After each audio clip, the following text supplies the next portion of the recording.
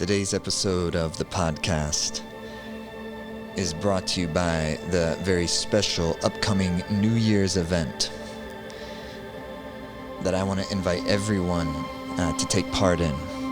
It's called Envisioning 2021, sponsored and produced by Menla Online, a benefit for Tibet House, celebrating the new year with Dharma, yoga, meditation, music, kirtan, with a stellar lineup of teachers and musicians.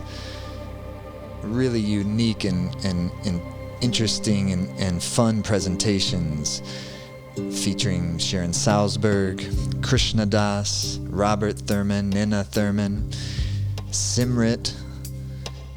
I'll be participating as well. I'll be teaching a couple of different meditation, yoga classes. And then on New Year's Day, Bob and I will be doing a special Dharma talk together on Guru Nanak and the second Dalai Lama, who lived during the same time period. Really excited about this. And I'll be doing also leading a special guided meditation to bring in the new year on New Year's Eve as part of this Envisioning 2021 event. You can go to menla.org to learn more and to sign up. menla.org, and also the links included in the podcast description here. So go to menla.org, Envisioning 2021, celebrating the new year. Following the 13-year-old tradition of celebrating the Roman New Year in the Magic Garden Secret Valley of the Deep Blue Medicine Buddha, Menla Retreat and Spa invites one and all to party, participate, practice, and pray with Dharma, yoga, mantra, music, and kirtan. Teachings, practices, and musical performances by that stellar lineup. Join us, all seekers of reality, lovers of Mother Earth, and all her precious, sensitive beings. I want to encourage everyone to check it out. If you can, sign up. It supports a great cause, and what a perfect way to bring in the new year. Enjoy the episode, everyone. Thanks for listening.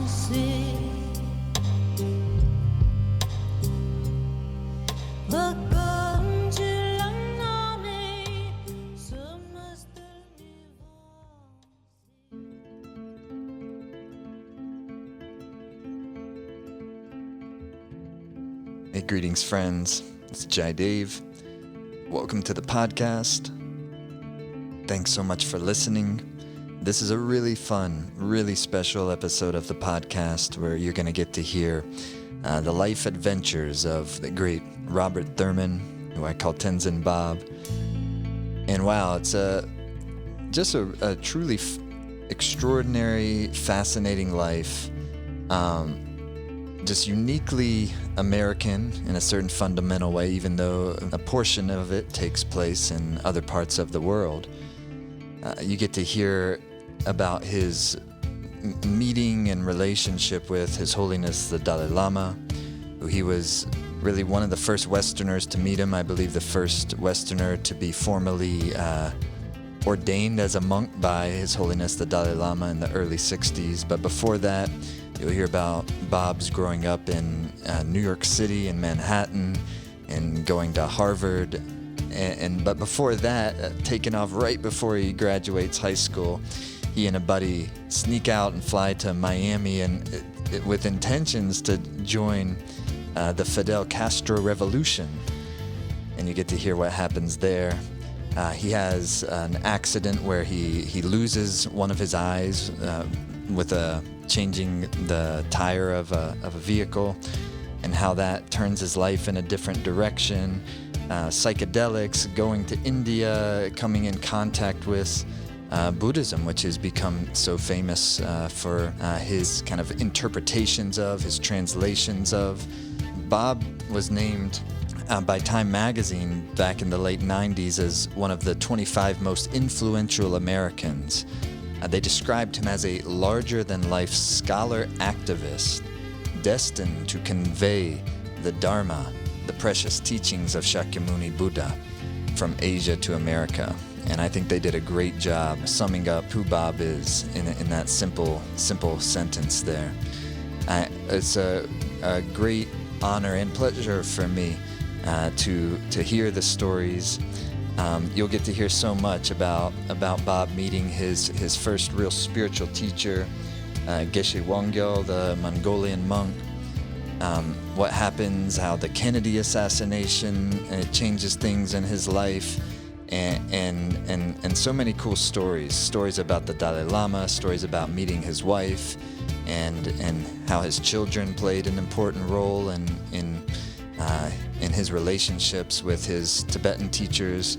Really, really beautiful things. And then it all ties up together at the very end with where we are now, and his take on COVID and climate change. And it was a really beautiful 2-hour conversation. So I enjoyed it. I'm confident you'll enjoy it as well. And as you've heard already, consider joining the Tibet House membership to support their important work that they're doing. We have a special New Year's event, if you're listening to this before the 2021 New Year. Menla and Tibet House, it's a fundraiser for Tibet House, is hosting a very special New Year's event, which I'll be a part of, Simrit will be a part of. Bob and I will be doing a special New Year's Day Dharma talk on the second Dalai Lama and Guru Nanak, contemporaries who are alive at the same time. So check that all out. All the links are in the podcast description here. And enjoy the episode with Tenzin Bob, Robert Thurman.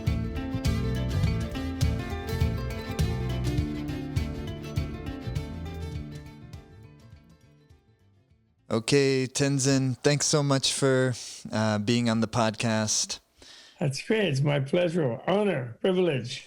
You know, I've heard over the years, I've heard, a good bit of your story, but I thought, I know people would love to hear, you do have a fascinating life, and so I thought it would be a great, pleasure to go through a little bit of your life journey. Sure. Could be over any time. Next year I'm 80. Well, that's true for all of us. My psychic friend told me about 2 years ago, that 2021 would be an absolutely awesome, great year. And I'd be so happy all year, et cetera, et cetera. And I said, why are they telling me that? You mean they think I'll be dead at 80? And they said, no, you'll be happy. I said, well, how can I be happy with all this weird crap going on this planet?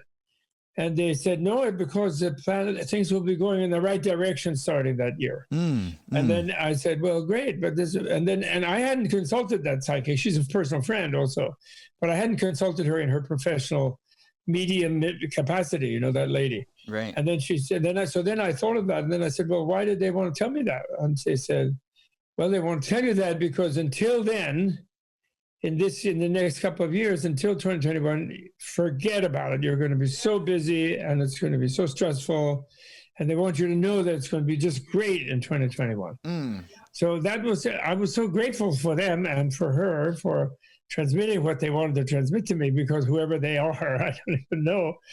Because I kind of clung to that when everything looked very grim, Yes. With the monsters who are trying to destroy the United States of America, all men are created equal, little experiment, dream, fantasy, wonderful, construct of the bodhisattvas who tried to step into the middle of this genocide and slavery and crazy thing and imperialism and come up with the idea that all people are equal and we should therefore develop a really proper culture, and which is one of our threads in this country, right? The other thread being those who want to undo it. And they seem to be having the upper hand the last 4 years, Well, I like this positive vision of 2021. I'm gonna hold on to that one as well. Yes. So Tenzin, you were born in Manhattan, right? Yes, 1941, Doctors Hospital, 89th Street and East End Avenue, overlooking the mayoral mansion, over the East End Park there. That's where I was born. And at the time, my parents were living on Sutton Place. They were a little bit camping in the house of a cousin of my father's, who was a theater critic. and they had a huge apartment on 57th Street, and then they moved to their own place where I grew up on 81st Street. Wow, and right in the city. Yeah. And did you? What was that like growing up right in Manhattan? Well, I was like, it wasn't just only in the city; it was also my family, and it was also me. I was a middle son, and I was. I always felt a little bit strange. I didn't like the English alphabet. I hated writing ABC, where, in school you have to go A across a line, piece of paper, B, B, B, B, B, C, C, C, C, C, you have to do that. I didn't like it. I didn't know why I didn't like it, but I didn't. And I sort of resisted having good handwriting in English, therefore. And but in another way, I excelled in school. I got like 100% in everything, and especially math for some reason, which frustrated me because I wanted to be a poet and all that. But I was especially good in math. I never made a mistake in math. It was like bang, bang, bang. I could do it in my head like that. It's unbelievable, and I was really irritated about it. And then my mother was an actress. Probably my father was was a journalist. Oh wow! So artistic family. Sort of, yeah. Well, they were both refugees from their hinterland families, in the sense of which I guess some people get to New York like that. New York is like another continent, right? And a melting pot sort of place. And he was from the South, from main clan were Mississippi, North Carolina, this sort of thing. And the ones who lost the Civil War, but he was totally gentle and kind. He was not really church going, but he was very spiritual. And then my mother was actress. Shakespeare was God for her. And so we grew up, as kids, like reading Shakespeare every Tuesday night with a group of actors. Oh, really? Off-Broadway actors and some famous English ones that she knew. And she played herself a lot of off-Broadway parts. And then she made me play the violin. My younger brother was a cello specialist. But I always felt like emotionally it was a very theatrical kind of family, a little bit. And I always felt kind of like a stranger in a strange land. When I was little, I loved reading those things where somebody grows up, Raphael Sabatini, Sir Walter Scott, these kind of old romantic books where somebody doesn't know their true lineage, then they turn out to be like a prince from some exotic country. Do you know what I mean? Yes. Like I always felt I was from somewhere else. Family. I was the only blonde one. Everybody else was brunette in my family. And that was it, and I just saw, and something about the whole scene, and then this finally came to a head when I was 17 and I went to a fancy prep school. But I was on scholarship in all those places. And then at 17, I left that school. Once I had been admitted already to Harvard, I had a National Merit Scholarship, etc. But I left to go join Fidel Castro's revolution in Cuba. What? No. 17, 1958. So this was right before you were supposed to go to Harvard. You left at the end of high school. Right. You went to join. And so what? So then. Right. So what happened? So like, where did you go to do that? Luckily, the people laughed because I went with a buddy of mine. Because in my whole high school time, I bonded with all the Latin American kids. Wait, so this is late 1950s? Are we at right now? Yeah, 57, 58, 56. I was class of 58 there, and I excelled in everything there. And I was co-captain of a lacrosse team in the spring. And then, but someday like April, it was April of 1958. And we were reading poetry, Latin American poetry, and Garcia Lorca Spanish poetry, and I was all speaking Spanish all the time. And then we got in an argument, all of us did, about Castro and about how because we thought he was like a poet and he was against a gangster Batista, and with American gangsters and the mafia and this, and all these Latin kids were from these very wealthy feudal families in these different Latin American countries, right? But as youths, they were like rebelling And they wanted to, they wanted freedom, and they wanted, equality, and they were idealistic, right? Yes. So this Mexican friend of mine and I everyone was daring him. Well, you're just talking, come off it. You're going to go back and go in business, and you'll be fighting someone like Castro yourself later. It was like that. Then, no, we won't. We will support that. We want to change the world. So then finally the two of us ended up being sort of short straw or volunteering or whatever you want to call it. And we said, no, we would put our money, we'll go, vámonos, And so we were the heroes of the whole scene, these Latin types. And we flew to Miami. Someone found that someone had a pistol, illegal, in their dorm room, and they gave it to us, and you could fly with a pistol in those days. So ridiculous. And we flew to Miami Beach, and that's where they were recruiting. And I was 6'3" and 150 pounds, maybe. I was a crease attack in lacrosse. I was sort of lean and tough.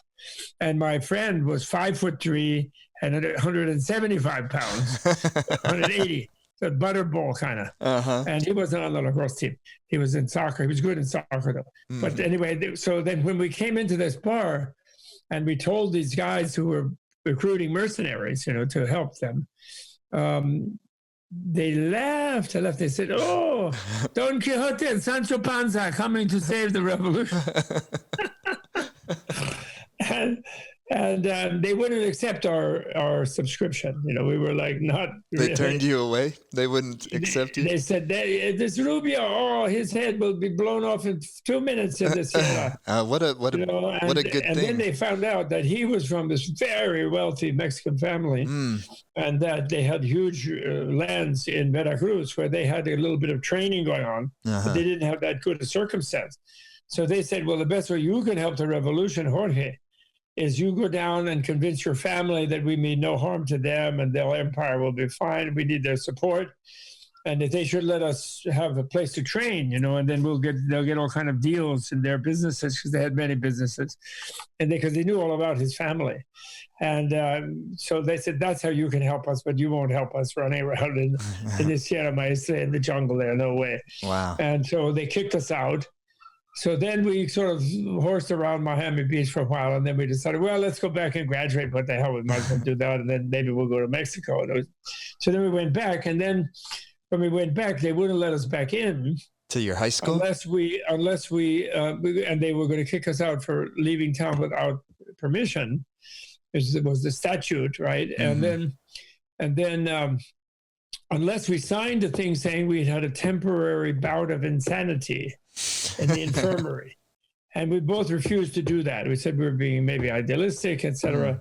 And it didn't work out, but we wanted to change the world, so we're not going to sign that. And then he went back later for the summer school, and he got his degree there. And I went to Harvard, and then the guy there said, well, we really want you, you have these very high scores and blah, blah, blah. You're already a sophomore, because I was so good at math. I was already doing advanced college math. And they said, you're already a sophomore, actually, and we want you, but you're showing this kind of instability. So we won't let you matriculate this year, and you go get a high school diploma, or you take a job, or you join the army and do something solid for a year, and then we'll let you matriculate. So we'll give you suspended matriculation. And I said, okay, great. And then I proceeded to go to Mexico, and then I lived there for a year. And when I came back, I had no high school diploma or anything. And he said, hey, a really nice guy named Dean Bender, I remember him. And he said, you didn't get a job? And, well, yeah, I had a job. I was, in Mexico. I was the sub-director of a ranch belonging to that wealthy family. They got me away from their kid, because they thought I was the culprit of getting him to do a stupid thing of leaving school to go to the revolution. Right. And my parents thought he had misled me. Of course. But I was on their territory. So then they gave me a job somewhere far away from him, and they sent him to a road gang and told the foreman to beat the shit out of him like he was the lowest peon and make him a proper conservative right-winger like them, which they succeeded, unfortunately. But they gave him a cushy job in Michoacan, in a really nice ranch, where I had a nice year, and almost a year. And so then when I came back to Harvard, they said, oh, you didn't do this, you didn't do that? I said, no. And they said, well, we'll take you anyway. You're a sophomore. What the hell? Doesn't matter. You don't have a high school diploma. They said, otherwise you'll surely go to waste. I remember him saying, if I don't take you, you'll doubtless go to waste, he said. At this point in your life, had you been exposed to any sort of Eastern spirituality? Not really. So a little bit, yeah, but not much. A little, some Buddhism. Mm-hmm. I had a kind of inkling about Buddhism. And I read Hermann Hesse already. Oh, you had, and did that really connect with you at that time, or not so much yet? Like, not was it too much, mm-hmm. but what it was that this whole scene of Phillips Exeter, you're going to go be in the State Department, a politician, or you go to law school, or you do this or you do that. It's like the just sort of there's the upper caste elite thing. Mm-hmm. Yeah, great. But you know what? The whole thing is running off a cliff. I sort of had a sense that there was something wrong with America. Actually, it wasn't going in the right direction. I would have these dreams of sort of storm clouds and war clouds, and and this is late 50s, was a pretty good time, actually, relatively speaking. Early beginning of 60s hadn't really started. Mm-hmm. And then what happened was, during that time, though, when I got back from Mexico, I fell in, or when I first went back, that's right, as a sophomore to Harvard. Then a friend of mine who had been with me in their different schools, he went crazy. He went crazy that fall. He took some drug for tapeworm. He'd been in Africa with the Peace Corps for the summer, and he took a drug that made him like stoned. No. And we didn't know. Nobody knew about stoned at that point. Right. I didn't, and they didn't really know. Mm-hmm. And so we took him to his family, which were his sisters, who I had known before because he was in grade school with me, 7th, 8th grade. So I took him to the sisters, who disposed of him in an asylum, got him straightened out. And then I fell in love with his older sister, which I had been in love since I was 11. Oh, my goodness. And she was 8 years older than me. And then we had a great affair. So that's all I did my freshman year. I was running around with her, and we were having a good time. And then we went to Mexico, actually, at some point, et cetera. And then somehow it happened that she insisted we marry. And I was not really ready to marry. I was enjoying the affair a lot, and I wasn't really into the marriage, but they a little bit, it wasn't shotgun, but they kind of enticed me, and I did. And my father was against it. My mother thought it was okay. Because it was, I was too young, 18, So anyway, we did marry, and then we had a beautiful daughter when I was 20. And so then we were together about a year and a half, 2 years, I think, a year and a half, 18, 19, 20. And then I lost it. And I was going a certain way, and I was, by that time, I think, a junior at Harvard. And we lived off campus. We had a daughter. We had enough money. Her family had money. And that's how I thought I'd get out of the wedding. I told the father-in-law, the potential father-in-law, that I was not going to work in his bank or his oil company or whatever it was. And I was going to be an artist, and that was that. And I'm not going to live off a rich wife, I said. And he said, don't worry, I'll give you a trust fund. You'll be rich yourself. You don't have to bother with that. So then I caved, and I was in love with her. I'd been in love with her since I was 11. Sure.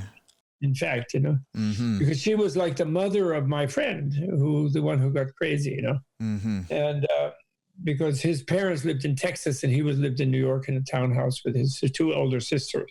They were like his mom, but she was not a mom, right? She was his sister, and she was beautiful, and I really liked her. Mm-hmm. Did you enjoy your time at Harvard? Did you enjoy Harvard, going to school there?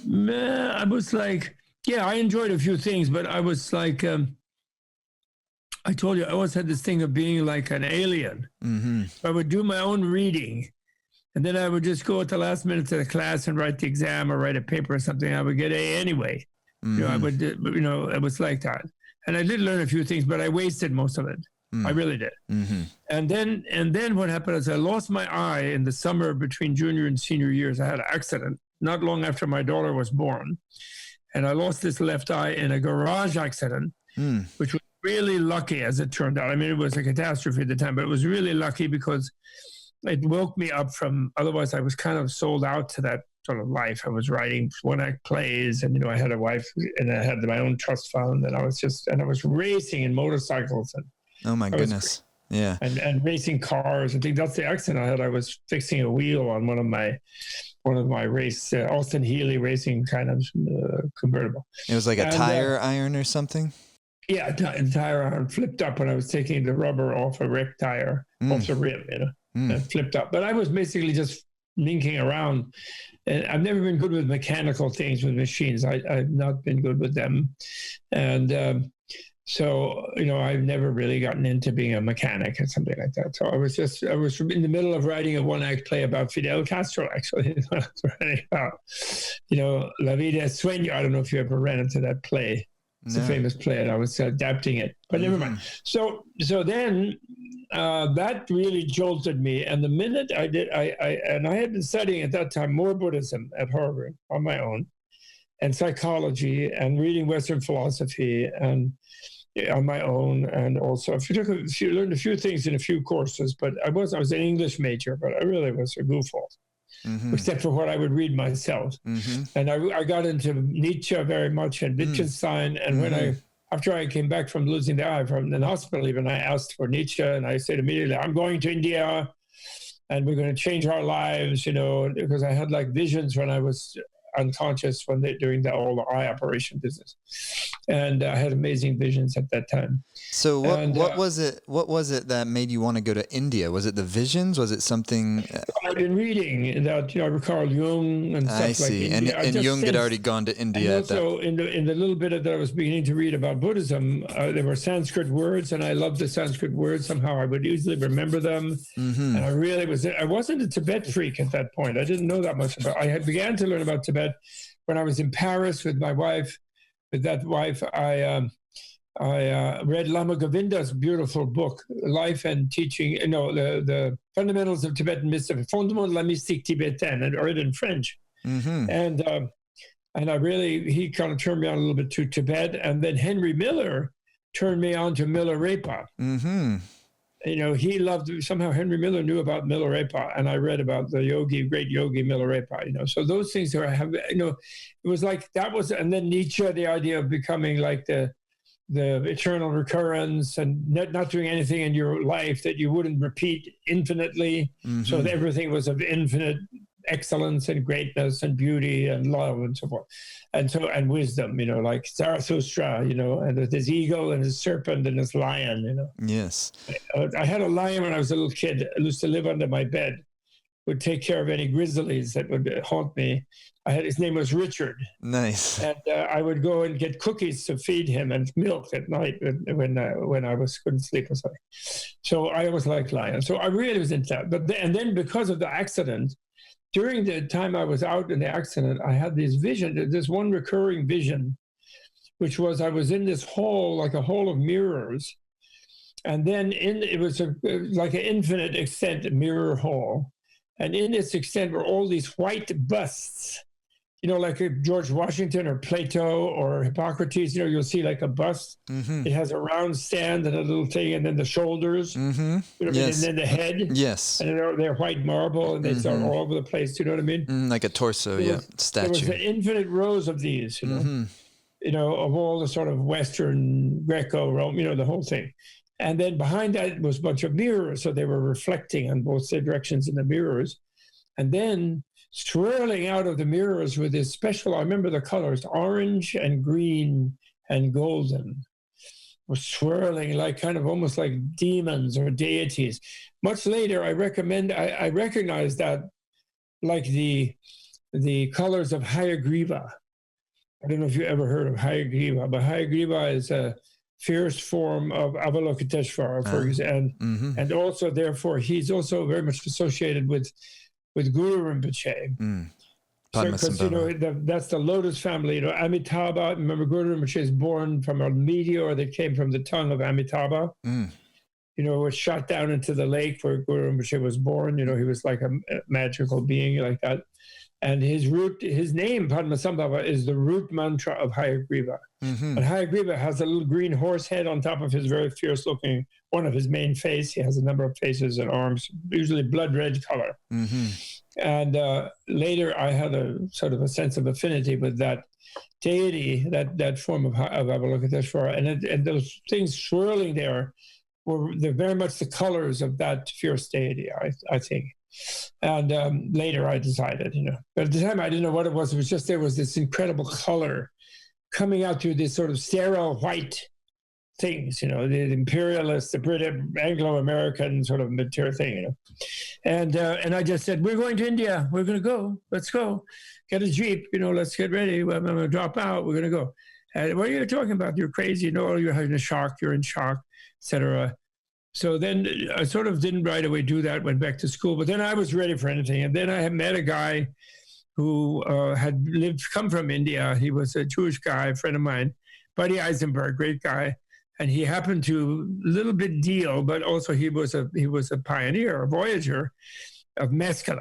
Mm-hmm. And I had been reading Henri Michaud's book, about mescaline, a French writer in French. I don't know if it was ever translated in English.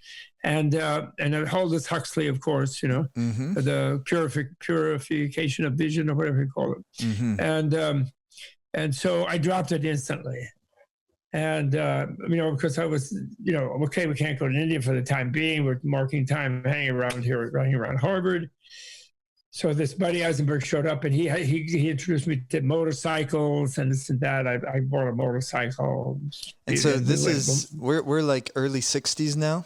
Early 60s? 59. 59. Okay, so this is 59. Mm-hmm. And 59, 60. Yeah, 60, maybe 60. 60, yeah, 60. I'm sorry, 60, 61. That's right. Mm-hmm. And so then I got that motorcycle. And one mescaline shot, man. And when I half or 20 minutes after I took it, I announced to everybody, "Okay, guys, I'm gonna die now. I'll see you next life." And bam, I just sat over, and this was sitting around a table. And my ex-wife, at that time wife, was really frightened. She was very much shrink-oriented. She'd had some problems. She was too scared to get stoned herself. And when I said I was going to die, she got very frightened and left the room. But then, when I regained consciousness, I don't know, some time later, the universe was just open. Right. Just like unbelievable. Right. It's like, yeah. What? It's so beautiful. And it's like, it's the reality of it. And words, never mind. Who cares? Or who can't even talk. You don't need to, etc. I just flowed all around Cambridge. Mm-hmm. It was unbelievable. I was just the flow. Mm-hmm. I went and would hug the old Irish ladies cleaning up in the all-night coffee shop in Harvard Square. I give them a huge hug, and they were so beautiful, and they would kind of freak out. But I was gentle, so they weren't frightened. And in those days, I don't think it was very illegal, and people didn't know psychedelics were. What were they? Right. And it wasn't. It was like mescaline from a lab, not a peyote button. No, it's mescaline. Mm-hmm. Yeah. And Joan Baez was singing in the Mount Auburn Cafe a few blocks from my house. Really? Mm-hmm. And there was everybody's motorcycle was out front, and it wasn't kind of violent like Hell's Angels sort of thing, but it was peaceful. Mm-hmm. And there were a few people who were already ahead of me on that singing, and then it was just awesome. Oh. So then I was completely going to go to India. Then because I had the idea that luckily I had the idea that this is great, but this is what you learn to do by controlling your own mind, and you don't need the chemical if you learn it. Mm-hmm. So I didn't want to just stay. I mean, I did stay high quite a bit for a while, but I didn't want to be dependent on that. So then I told her, I said, "Look, we're going to move this family. We're going to leave, and we're going to, I'm going to take a leave of absence from Harvard. Maybe we'll come back, but we're going to really go and open up the doors of perception, sort of thing. We're going to." And you don't have to sit stoned with me, and I won't stay stoned. I begged, I tried to get her to go with me. And we had this baby, of course. And then she was so scared. I said, well, we can hire an ayah. We get to have a Jeep. We keep it clean. Or get a camper or something. Mm-hmm. We managed, but she was just too scared. And then she sort of ran off. And then I said, well, then I'm going my own. And then I was offered options by her family and my mother to go to an asylum like her brother had to go, and calm down sort of thing. Of course, they were terrified of the mescaline and so on. And I refused. And my father defended me, actually. Mm. And because he realized I was on a spiritual quest, and he had always wanted to do it himself, actually. Yeah, that's beautiful. And so eventually we broke up. I just signed everything. I gave back the trust fund and everything. And, I kept a few grand to get a ticket on a steamer, and bought another motorcycle in England, and then headed for India with my friend. We were going to go, Buddy and I. And there was another guy. And I bought a Norton 500cc in England. And then different things happened. And then I spent a year getting to India. So I visited Sufis. Yeah, let's I want to hear a little bit of this part, because it's such a trip for us nowadays, especially like people of my generation, going, so you traveled through the Middle East, and even hitchhiking some to get to India. Well, I canned the motorcycle in Greece. I got as far as Greece with the motorcycle. I remember you told me about that, right? Because I wanted to be on foot in Asia. How long did you stay in Greece? I don't remember, like maybe a month. And because that's where I kind of broke up with my friend Buddy, because he got sick of me dawdling around talking to Greek monks and then looking for gurus and sort of thing. And so you were fully on a quest. He didn't want to hitchhike anywhere. And when I said no, we're going to walk, and I was getting too funky for him. And then I would not wear my plastic eye. Right. I would just have the open socket and all this, because I was Mr. Real, So and then I met a guy in Turkey. I met some people when I was looking for Sufis there. I met some people, Rumi area, and Konya also, and those places. And I met some people who had a book of Gurdjieff, Meetings with Remarkable People by Bennett, a guy called Bennett. And one English guy and one American guy. And then we kind of palled around together, and we went to a Sufi Tekka in Damascus. Oh, wow. And with the Sheikh Abdullah, Sheikh Nazim from Cyprus. And more important, he was the disciple at the time of a big deal sheikh from the Caucasus area. I forgot his name. It was not Ghazni or something. I forgot his name, but he was very luminous, actually, amazing person. And that's where I learned to do prostrations. So I would recite the, La ilaha illallah, and we'd do prostrations and so forth. So I was into a little bit of Islam, Sufism. And then I decided not to stay there after a while. I was there a month or so. And then went through horrible Iraq, terrible, and couldn't stop in Israel, because if you went there, you would be in danger in the other countries. And then so went straight to Iraq from Syria, and then to Iran, which was better. Iraq was so freaked out at that time, and people hanging from lampposts and things, and like, oh no, bullet-ridden cars in the middle of turnarounds in the city and stuff. I don't know. There have been some coups there and things, and so we didn't spend much time there. And then met some guys some Sufis in different places, and the Meshed and some place short of Tehran. Went to Tehran, through Afghanistan and into India. And then I was with the Sheikh, the Ahmadiyyas, and who are kind of, they're considered a little bit heretical by the Sunni people in Pakistan, and they've been persecuted lately. But in those days, they were okay. Tahir, I remember Mirza Tahir was the head, and he took me in, and he was very nice. And I forgot what it is about them that makes them distinctive. They're neither Shia nor Sunni. They're called Ahmadiyya. And I forget their Did you feel safe traveling through those countries? Yeah, pretty much. I was treated really well. Because there had been no hippies, and we had one little run-in, and that was sort of more where I sort of parted ways with those two friends in Afghanistan, because we stumbled on a road that the Russians were building all the way through Afghanistan to Baluchistan, actually. A huge highway, and not like the dusty thing that from Herat to Kandahar that you would go on hitchhiking on trucks. It was like a big straight highway with no traffic. And we somehow discovered that. One truck driver took us on it, and then we got arrested. Because we thought we were American spies and British, and then the guy, there was one of the Afghanis was from Yale, and he realized that I was something exceptional. He didn't know that the hippies would be flooding the place in 5 years from then. Right. But at that time, it was something unique, you see. And then the people in villages thought we were kind of unique because we were spiritual and we had no money, and we just were alms, you know. Mm-hmm. And they had a lot of yogurt and that great bread that they put in those earth ovens. You know. Wow. Yeah. Right. They cook, you know, there's like falafel sort of thing. Not falafel, like waffle bread. Mm-hmm.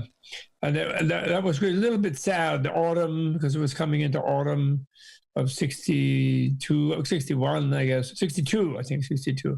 And then I was missing my ex, of course, and my daughter, and this and that. And it was pretty hard, too. I was pretty skinny. Mm-hmm.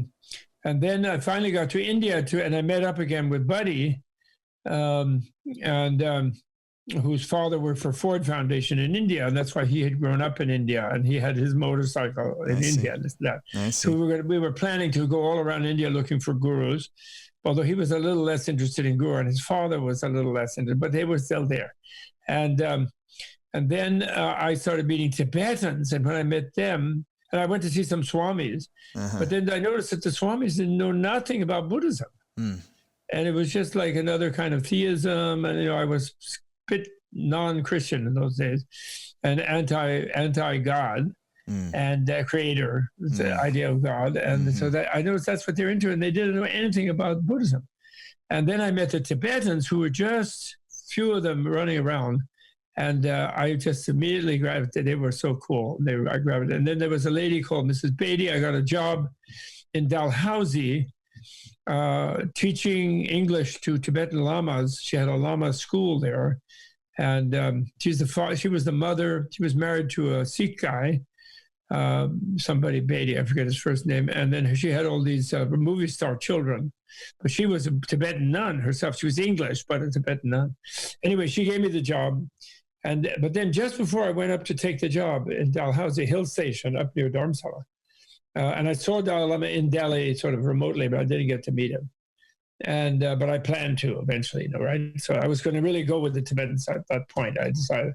Then my father died, and my mother tracked me down through the Eisenberg family, and then she said, "You have to come back." And then I was afraid she would commit me or something, So I was just 20, 21, and because she had tried to do that before I left, and. But then I said, okay, I will, but you have to send me a round trip ticket because I'm going to take this job in Dalhousie. Right. So because obviously I want to go back. And then I had a wonderful midnight, moonlight, mid-full moon thing with my dad. So without knowing yet about Book of the Dead much, I heard of it. I think I might have read the old translation of it. But this is back when you're now talked to him. You're now in the USA? At the Lodi Garden in one of the old Mughal palaces there. It was really neat. In those days, you could go around. There wasn't a lot of guards, and it wasn't all like weird. It's like, too many officious custodians. You could hang out all night if you wanted to meditate in the moonlight. It was really beautiful. And we had a really touching scene with him. So that, to me, that was a funeral, and I didn't need to go back. But I agreed anyway with a round-trip ticket, and then I went back. So then when I got back, it was so funny. 2 days before my round, then we did all the funeral and all that. And then 2 days before I was going back to India to take my job, I saw a notice in a Zen center in New York City about lamas in New Jersey, and who were looking for English teachers for the lamas, and et cetera. And I wasn't going to change. I still was going to Dalhousie, but I thought I'll go see them, and they have contacts for me in India, and that'll be great. And I got a friend who had been a classmate before, had been in Yale since then, and he drove me down. We finally found the place, and then when I got there, the guru there was the guru.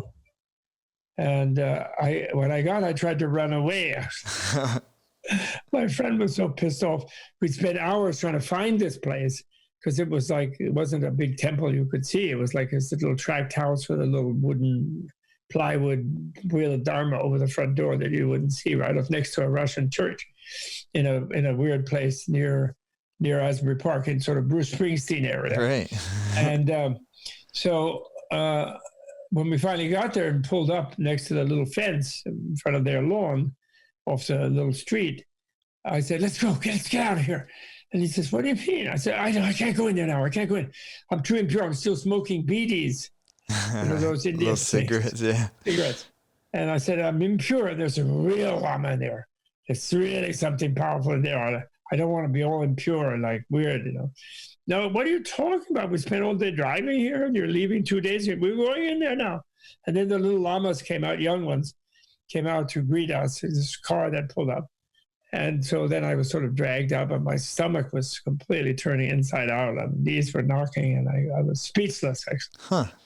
And that was Geshe Wangyal, this Mongolian, who had been in America already by then for about 5 years, 5-6 years, and he'd done a lot of things. And he had built this little temple in this house.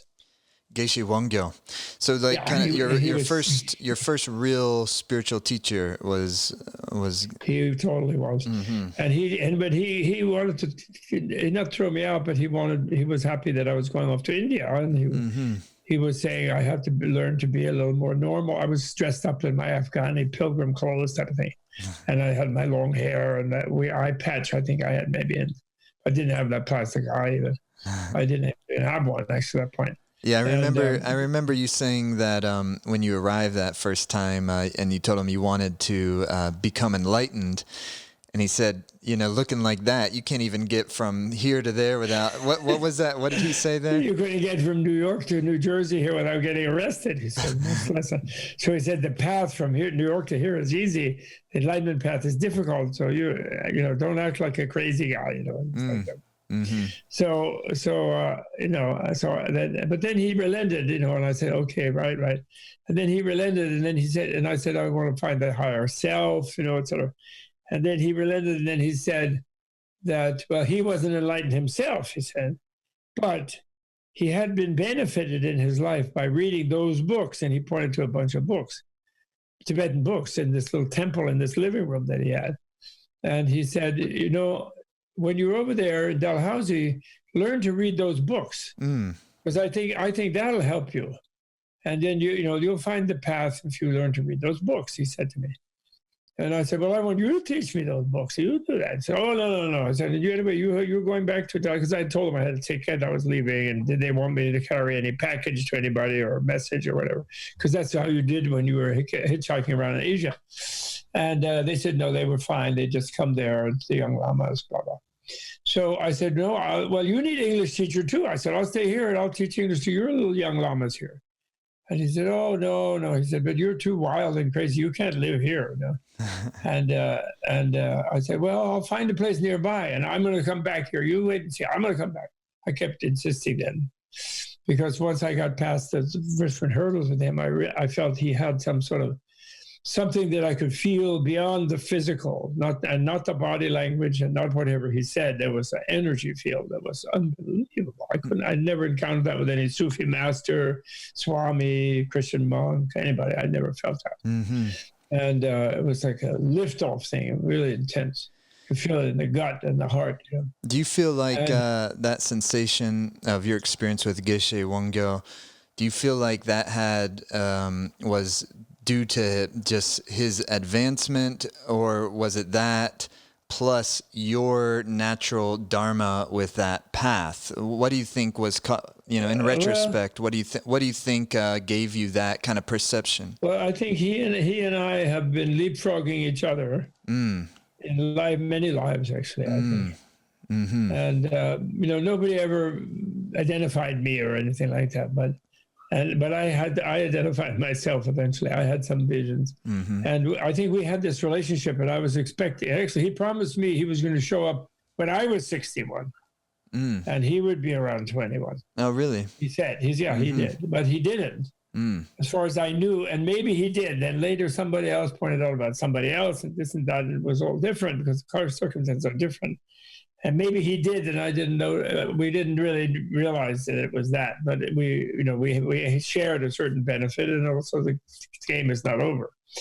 But his own teacher was a Buryat Mongol, who was the preceptor, who was the 13th Dalai Lama's agent in Russia, like his foreign diplomat, his ambassador to Russia, you could say, and trying to get Russia to intervene to protect Tibet from both nationalist China, or from both, or because he felt, the 13th Dalai Lama felt that Manchu China might not last, and there was also the British Empire was there, and they had invaded Tibet.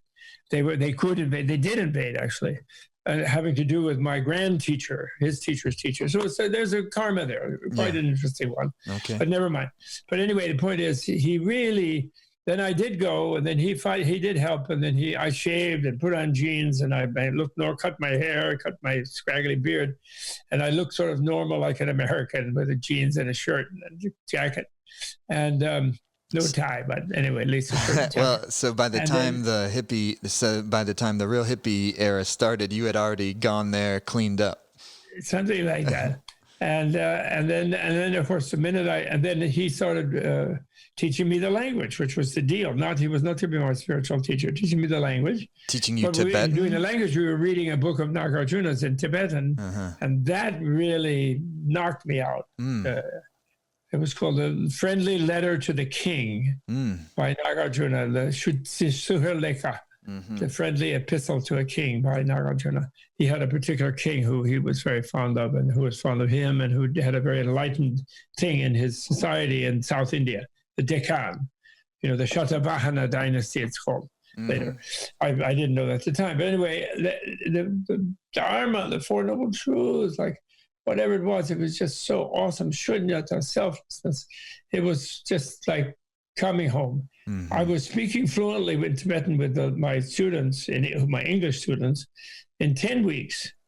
And I just was really getting it was amazing. To me, it was like, and then I also wrote really well the letters. Immediately, without nothing. And it was it's such a great language, because it's really based on Sanskrit, actually, in fact. And I was just in heaven, And then I wanted to be a monk. Anyway, I'm getting too long with all this. Too many details. I'm sorry. No, this is great. So then I wanted to be a monk, and then I had some breakthrough experiences with him. And although actually one of the things that he did, which was amazing, and I almost was annoyed with it. Sometimes we kind of had some disagreement, and that was whenever I would be meditating late at night or any time, and I would start to go out of body, I would really go zone. I would head for the realm of pure form, some divine states type of thing. He would interrupt me. And then the stuff reading about how you do that and what it means and everything, he would not read. He would skip over. You don't need this. And he would block my sort of transic type of meditation. He wouldn't block my vipassana analytic type of meditation, in fact, and that's what also I was really loving.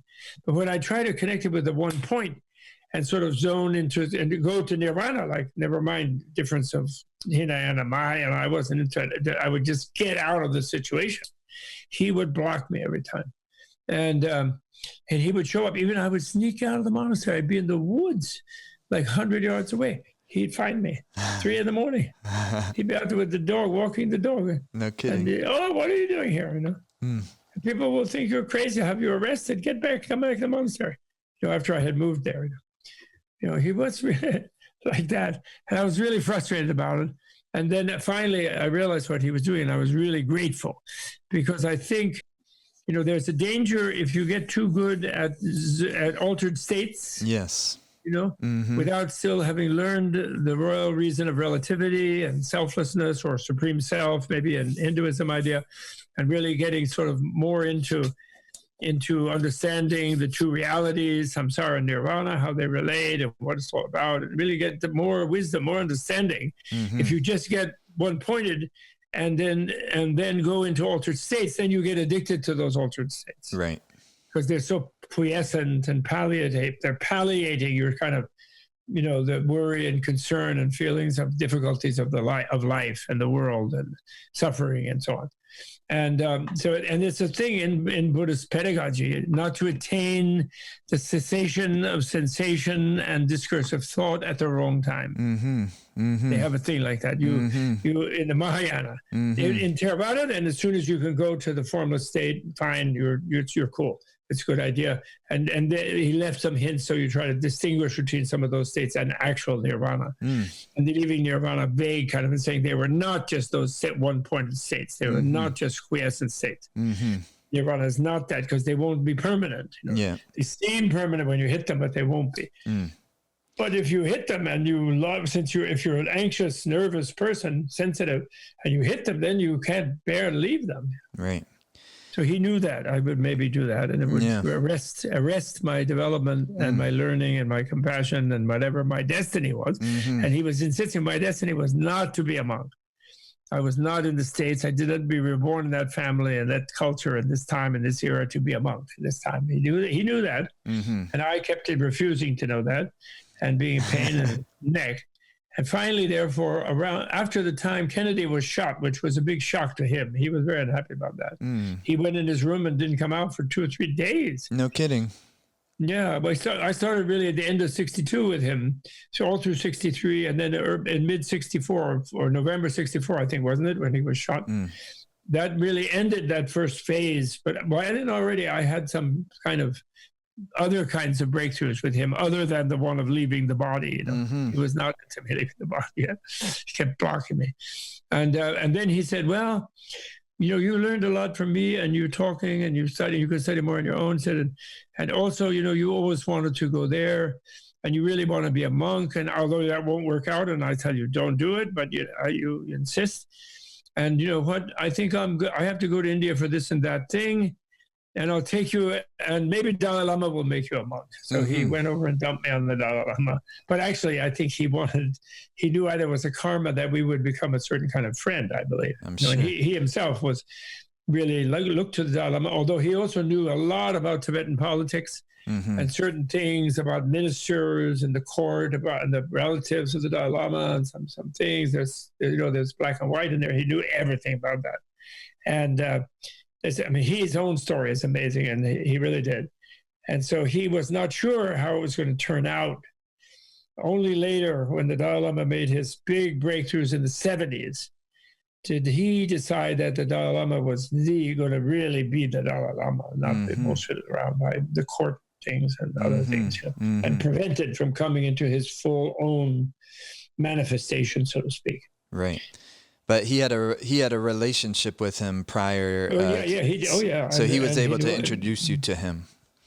Oh yeah, they knew him. But it's a whole story anyway. It's a lot of complicated things. Yeah. So anyway, the Dalai Lama and I became best buddies. Right. And then when he left me with Dalai Lama to maybe be a monk, he told Dalai Lama, don't make him a monk. He's not going to stay as a monk. I'm telling you, he wants to be, and he's sincere. He's not faking. It's no bullshit.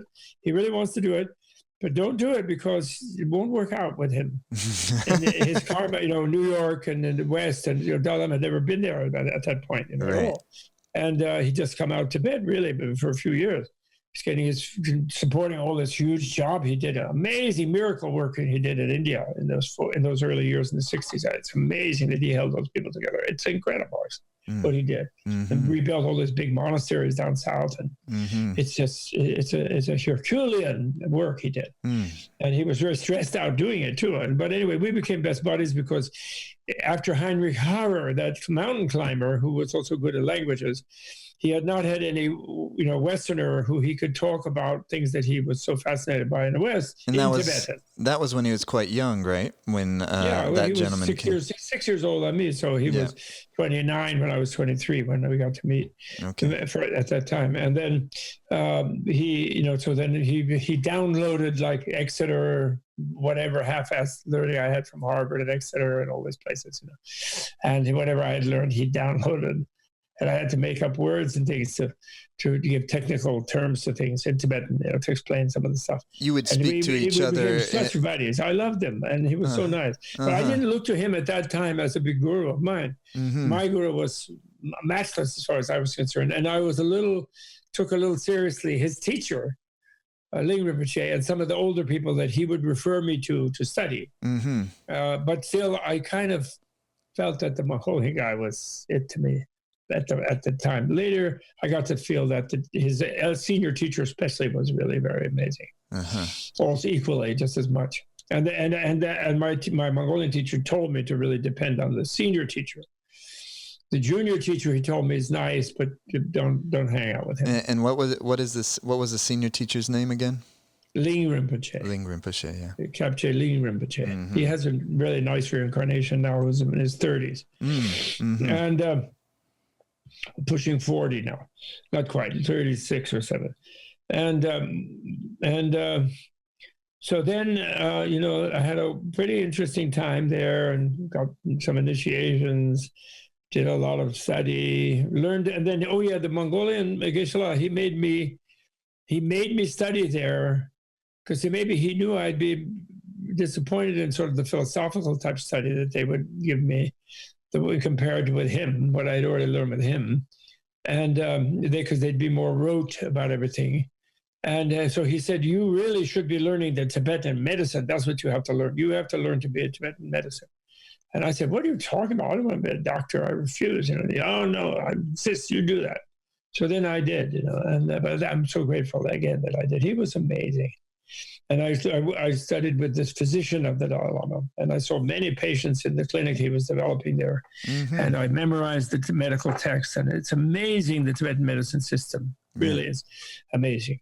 It incorporates Ayurvedic things. In fact, I think it's the root of a lot of Ayurvedic things, Chinese things, Persian things, Mongolian things, and their own Tibetan age-old knowledge.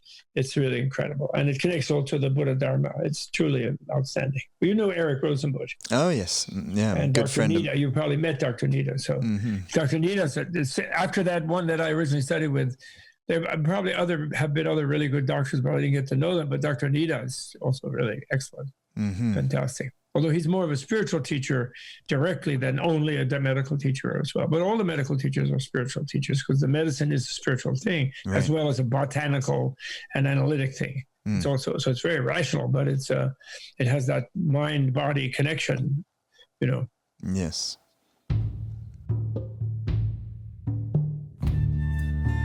Just taking a very quick break from the conversation to tell you about Envisioning 2021, and really what I wanted to share with you for just a moment is what I'm probably most excited about with this special New Year's event that's coming up, produced by Menla, benefits Tibet House, amazing lineup, so many great teachers, musicians, Sharon Salzberg, Krishna Das, Robert Thurman, Nina Thurman, Simrit.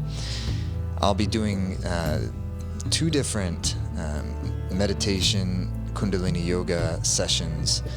I'm really looking forward to those. I'll be doing a guided meditation, New Year's Eve, bringing in the new year with a really, really beautiful, little bit psychedelic, uplifting way, prayerful way, meditative way to bring in the new year.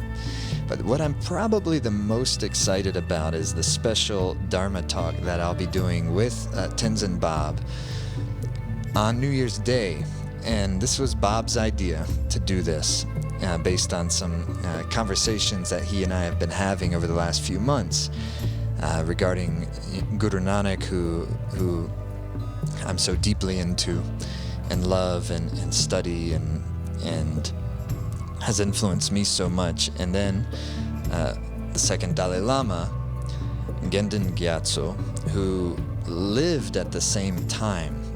They lived at the same time, the second Dalai Lama and Guru Nanak. So Bob's idea was to do a session on the 2 of them, and he wrote a description for this New Year's Day session event that's going to be part of this special Envisioning 2021, and I'll just read it to you here. It says, Jaidev is a big fan of Tibetan Buddhism, and the Dalai Lamas and Jaidev is a big fan of Tibetan Buddhism and the Dalai Lamas, and Bob is a big fan of the Sikh Dharma and Guru Nanak. Then we discovered that the Guru and the second Dalai Lama were close contemporaries, though at that time there was very little communication across the Great Himalayan Wall, At their level of psychic power, they were surely resonant with each other, full-blown savior heroes, each dealing with their different cultures to provide lasting healing and good cheer to suffering beings. So we thought to create a conversation between them this new year, reading some of their mystic poetry in English and discussing their biographies.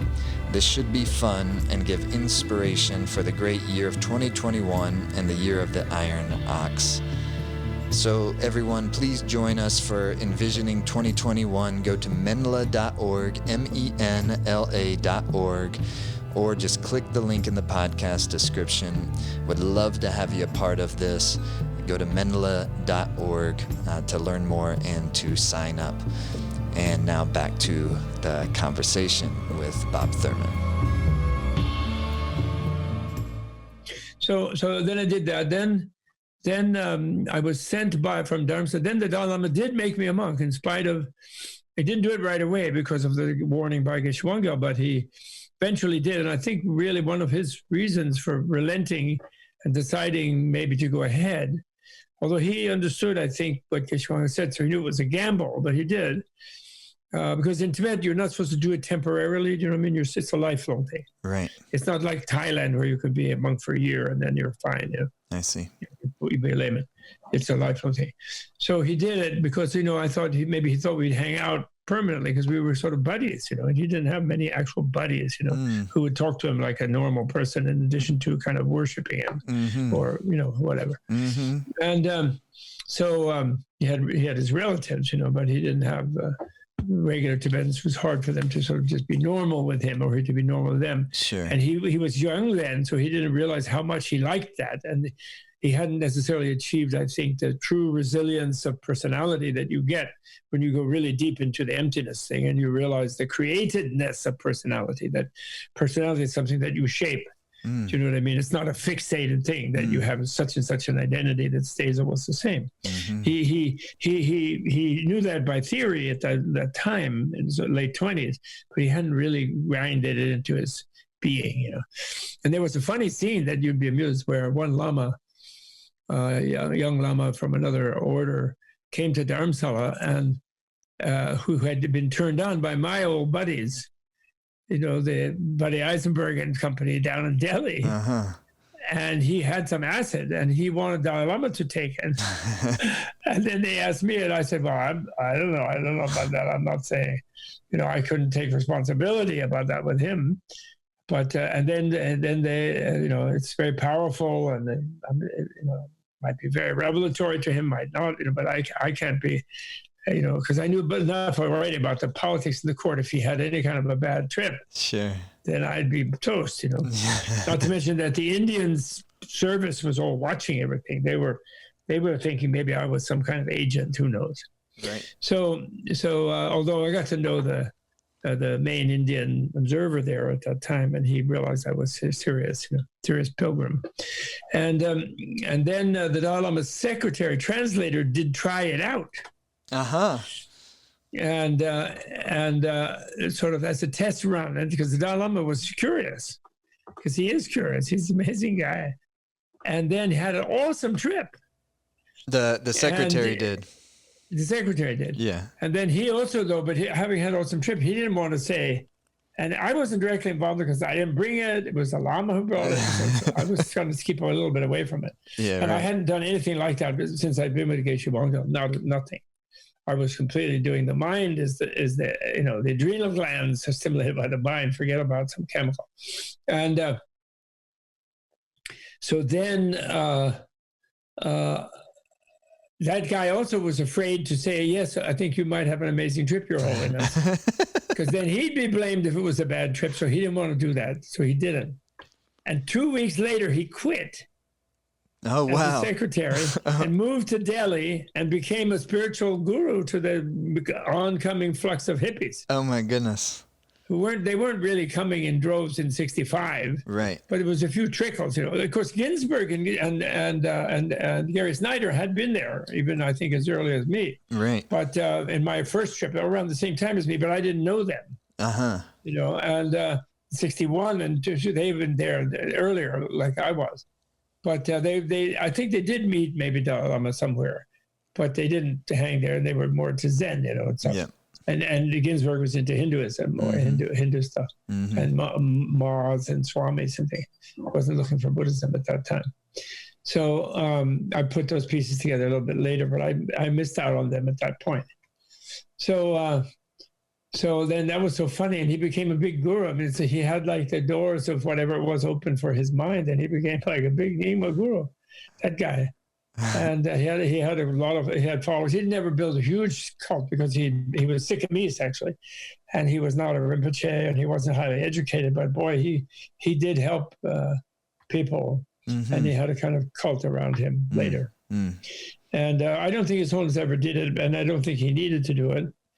It might have accelerated some things for him, but at that time it would have probably been bad because he might have wanted then to go on a big retreat or something during a time when, in the mid-'60s, when he was really still getting his community organized, and there was all kind of turbulence and difficulties and Chinese machinations and also Taiwanese machinations, and sectarian stuff being dug up. I mean, it was quite complicated, his handling of things. So it's very good that he didn't go into retreat stuff until the 70s, which he did. Right. And I don't know what was involved, and I'm sure he wasn't taking acid or anything like that. And he found the inner stuff himself. Yes, so he didn't need it. Of course.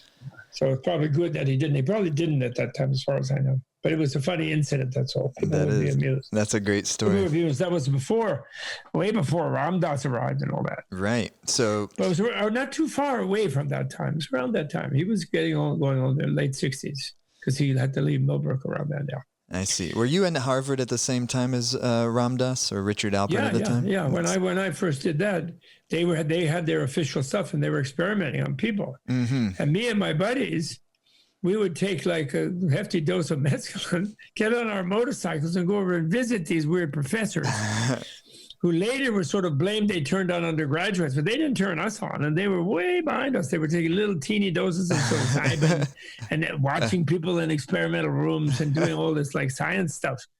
And we were like, oh, like this.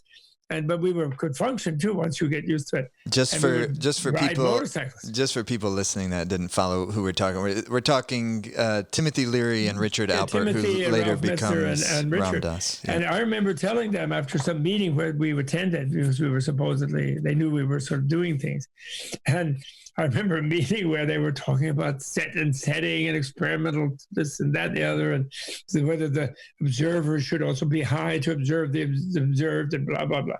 And I remember that, and I said, well, guys, in your models, I don't hear anything about, do you think there could be some spiritual component to all this? No, this is science, this is psychology. No, they don't like that. And we said, oh, okay, all right, we'll see you guys. We got on our motorcycle and wham, down that route to 80 miles an hour, like hair blowing in the wind, and really enjoy, And they were so square, we thought at that time. Right. And then when I came back after being a monk, then I was sort of friendly with them, and I tried to get them to do some Buddhism, and I was so totally flipped out by Buddhism. You don't need this. I was trying to tell them, and that's a whole later part of the story. I don't think we have time. But anyway, so then I met them later when they had moved in Newton and then moved to Millbrook, and I got kicked out of Harvard because of Ram Dass's naughtiness, and then Leary left in solidarity with Ram Dass, and they had a sponsor in the Hitchcock family, and they moved to Millbrook, and then there was a whole scene there, and Ken Keyes came from California, and it was a big psychedelic scene. Yeah, Ginsberg, right. Charlie Mingus, it was a really big thing, and I had nothing to do with all that. I was being a monk, and then after he got in trouble. And he was, having all political kind of problems, Leary, and law cases.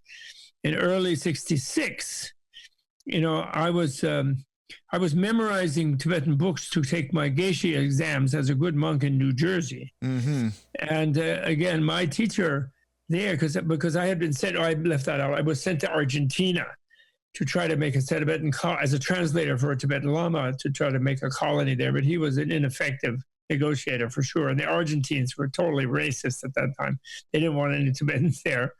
And They said, go to Brazil. They have a lot of Japanese there. Maybe they'd like some Tibetans. We don't have them here. We killed all our Indians. They were really harsh. The Argentine elite that we met at that time. And on the one side, there were those, and then there were a bunch of communist journalists. So we couldn't get that done. Then I was back in New York, back in New Jersey. And then I was memorizing to go back to Dharma to take some exams to be a geisha, you know. But Geshe Wanga was not enthusiastic because he still had this different vision of what the future would hold. And he said to me one night, I remember, he said, why are you memorizing all that? I said, well, because I want to be a geisha. He said, do you know anybody who wants a white geisha? He said. I said, what do you mean? Well, he didn't really elaborate, but I know what he meant. In other words, the Tibetans are never going to listen to me as a teacher anyway, at that point, right. saying. Right. And they are the teachers, right? And then the Western people want to study with a Tibetan. They don't want to study with some white geisha, you know what I'm saying? So that's not a future for you. That's not where your future is. So then I was there was the civil rights movement. And I was out marching with some protesters and some old peer friends of mine from different schools who were actually taking the civil rights movement very seriously in 66 and late 65, 66. And I was the monk joining them, like the Vietnamese monks, right, who've been burning themselves and sort of thing. And so then Geshe Wanga didn't like that. And, you know, as a refugee and knowing all that he did about everything. And he said to me, look, you stay here in the monastery and memorize your stuff and then go back to Dharma. So that's fine. You stay here in the monastery and then you go out from this monastery and you got to start marching with the protests and young civil rights things, like the Buddhist monk who marches with them. And where does that Buddhist monk come from? That won't do. You can't do that. Either you stay here in the monastery and do that and don't do that, or you go do that, but then you can't stay here. So then I kind of went out a little bit. And then I decided I would have a mission to Millbrook. And I would save, because Alfred used to visit, Richard used to visit, and Leary even visited the monastery. And while I was the monk there, and there were friends of mine, peers of mine, were involved with them. So I said, well, I'll go there and I'll be a Buddhist teacher if they want one, and help them with meditating and get them off acid and drugs, being too dependent on them, and grass and whatever else they do. And that'll be my mission. So I'll go there and I'll be the teacher there. So then I did that. And Leary accepted me, and then I was teaching people. Oh, no kidding! I didn't realize that. And so I was going to teach them, but then I noticed that they wouldn't really listen to me, and they wouldn't take it seriously because they knew I had had some very powerful experiences before, and then they thought I was just hiding and being religious because they were all secularized, you know. And that I maybe it had a bad trip or something. So why would they listen to me? I'm all stuck now in some old-fashioned religious thing. Meanwhile, they're getting direct enlightenment with like high doses of acid. You know? So then it was kind of put to me not by Leary or anybody, or Richard. Richard had sort of left by then. Actually, he wasn't there much, and Messner also. It was really just him and some other people. And they sort of said, well, we might listen to you if you proved that you're not scared of the trip, you know, and that it's not that you like had a bad trip and you're just doing some Buddhism to hide from that. And I said, well, okay, you know. So then they said, well, we'll set you up here, you know. They gave me some huge dose, and that was amazing actually. After 2-3 years of being a monk and meditating and having no experience, but you know, not being that scared of it either from the past. Sure. But also having opened some doors in some other ways, and then add that the power of the psychedelic and also the level of dose they use there of really pure Sandoz stuff because they were doctors, right? Right. I had some amazing trips there, really incredible. And that's around the time that in a couple of those trips, and then they weren't listening. Then I was able to help them because then they realized I wasn't scared of. And they got the vibe. The whole thing was lifted. The whole place was kind of lifted off, and they had some tankas that became major things there and so on. So then I had a vision where I saw finally what Geshe Wanga had meant, that I wasn't going to be able to be a monk because there was no Tibet to go back to. Right. And when I would be in the refugee communities with them, they loved me, all of them, pretty much. And although I was a little stuffy about being a monk, I was very rigid about the rules, and I wouldn't eat a minute after noon. And you know what I mean? I was like, they're more relaxed. But I was really exactly going to do exactly what monks do. So I was a little bit of a pedantic about it, I think, it's for sure. And so, but on the other hand, they would be so happy that I was so good in Tibetan and I was so smart and I could speak fluently without a trace of accent and blah, blah, blah. The sort of weird, long-jawed face, you know, with the blue eyes talking their language. But on the other hand, they think, well, this guy's an American. How come he doesn't have a gun, a machine gun, and some jeeps or a tank, and let's get our country back? You know, like, why isn't he helping us in a sort of worldly way? Not at all. You know, he's just our monk, and we're feeding him. You know, in other words, you know, there was a little bit that undercurrent. Mm-hmm. It wasn't, they were so nice to me and kind to me. And they are really the nicest people, most of them. And even the nasty ones are nice mostly. And they can occasionally be harsh, but they're really nice. And so I realized that. And then I saw that, you know, being in America, I wasn't chosen to be born either in a refugee community here or in Tibet itself. You know, 41, there were no Chinese there. I didn't do that. Somehow I went out to the Western world, and I had a role to play there, and there were no Western monasteries. Right. And you can't just run around in monk robes, and they don't know what they were not. In those days, they weren't even hardly. They were just beginning to have a few Hare Krishnaites. Right. They were just beginning, you know. So what is this outlandish business? And Protestants don't even like Catholic monks, much less Buddhist monks. You know? No, they don't. It's a rebellion against Catholicism, right? Rome is Babylon, you know. I mean, to the hardline fundamentalist Protestants, and it's under their unconscious of even the sort of nicer ones. So what to do? So I knew that, and then that's when I decided, well, I'm going to have to go through the shame. Geshe-la was right. I'm going to have to resign my robes. I realized, and I'm going to have to deal with the layman's world. And right around that time, after I had decided to resign, but not gone through any formalities because there was no way of doing it, I met Nina. And then that was a whole new thing. And then I saw her like there's a lot of long stories about that, but anyway, I saw her like a Vajradakini, Vajrayogini, like a Tibetan deity, actually, manifest in a German Scandinavian body. Where were you when the two of you met? We met in Millbrook. She had been married to Larry. Oh, that's right. And but they'd been long separated, and she occasionally went there in an effort to get him to sign the final divorce release. She'd actually physically was divorced and went to Mexico, but he was some releases that he wouldn't sign because he was being the old Rumpelstiltskin, keeping the beautiful young maiden locked up in the tower in some psychic way.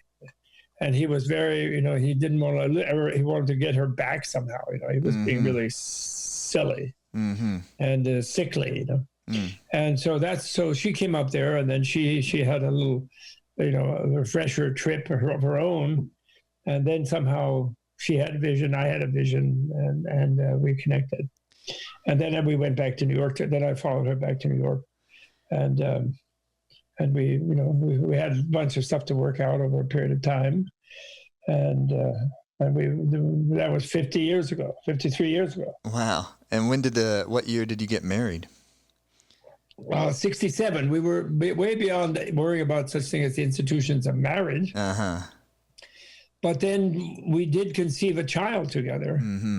That was in a cosmic manner, so to speak, and which we saw as inviting more reinforcements to deal with the messed up late 1966 burning country and burning world. You know, Vietnam War, Detroit burning. You know, it was like a rough period. You know? And 66, 67, probably before you were born, I think. Much before I was born. Exactly. But it was a very rough time. And because, you know, the late 60s, right, with the Vietnam thing and the civil rights movement, and it was intense, you know. And we realized that however we saw each other and whatever our role was to try to do in this barbarian Western country, with all its A-bombs and all this stuff, we couldn't get it done in our generation. We needed reinforcements from Ugandan and Uma and Dechen and Mipam and some other people. Mm-hmm. So we decided to invite them. Your beautiful family. Maybe let's just conclude let's conclude it a little bit. Obviously, then it's boring going back, getting a PhD, coming back to finish my senior year because I didn't have to reapply, luckily, because I'd kind of goofed off as an undergraduate.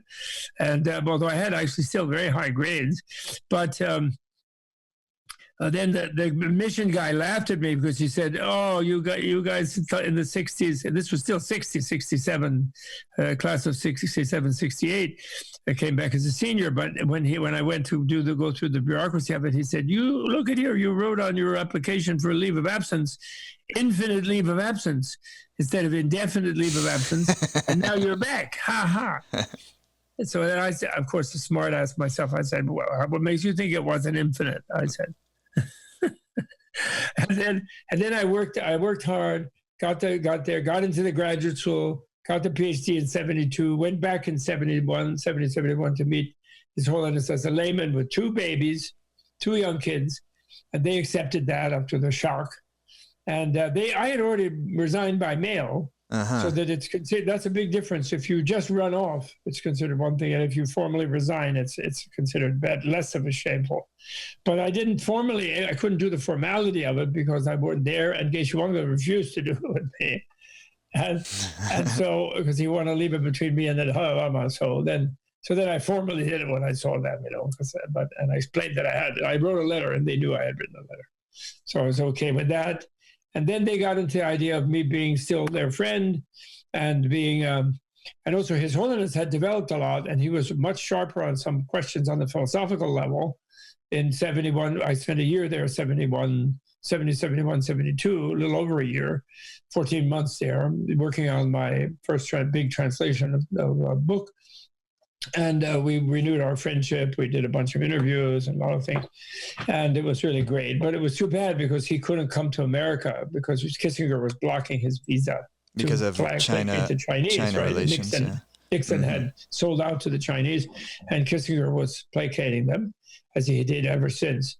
And so then it was boring just being a professor, teaching kids, not touching a drop of anything exotic, but actually developing a household in Woodstock where there were a lot of people. But we were completely straight, totally working, bringing up the children, making a living, but not very good living. It's hard as a professor with a growing family. And were you teaching at Columbia at that point? No, I was at Amherst at that point. I expected just to be a translator and live here in Woodstock when I got my PhD in 72. And I never thought I'd get a job because I'm not a Christian, who's studying like a missionary studies, like Buddhism and things, Asian religions. And when I'd been at Harvard, I had a hassle from the divinity school that I wasn't a Christian, even though, because I was born in Presbyterian, I should have been a Protestant. And then it would be fine if I studied Buddhism, but from the base of being in our own culture sort of routine, And also the subliminal thing for Christians that you shouldn't leave the fold. Right. It's Satan that takes you if you go, and you actually, just like the Muslims, they blame the Muslims for killing, stoning an apostate. They have that in their mentality also, the Christians do, underneath. Luckily, they're very open and tolerant, the more realized nice ones. But as a whole, they still have that idea of only Jesus, you know what I mean? They really do. They're still stuck on that. They haven't made a revolution about it. And which they should. A theological revolution, I mean, not anti-Christian, but reinterpreting it. Yes. And so it's a boring story. And then, writing and doing that, helping the Dalai Lama once he came. Then the Dalai Lama. Yes. In the 70s, in a way, he was blessed by the problem of Kissinger imposed upon him. Because in that time where he couldn't really, not only did they not let him go to the U.S., but they would recommend other countries in the American, Pan America, Pax Americana, whatever it was called, Europe, to be a little bit, they were doing the Chinese work. not allowing him to circulate easily, and people get to know the Tibetan story, which the Chinese always kept pretending that was just their own internal thing, which is a lie. It was a foreign invasion and a colonialist oppressive adventure by them, and has been ever since. It's always what, because the Tibetans are a different country. That's just a fact, and which they lied about, and the diplomatic world sort of joined them in the lie, actually, which is, so therefore somewhat responsible for the genocidal effort by the Chinese Communist Party, and which the Dalai Lama has been single-handedly struggling against.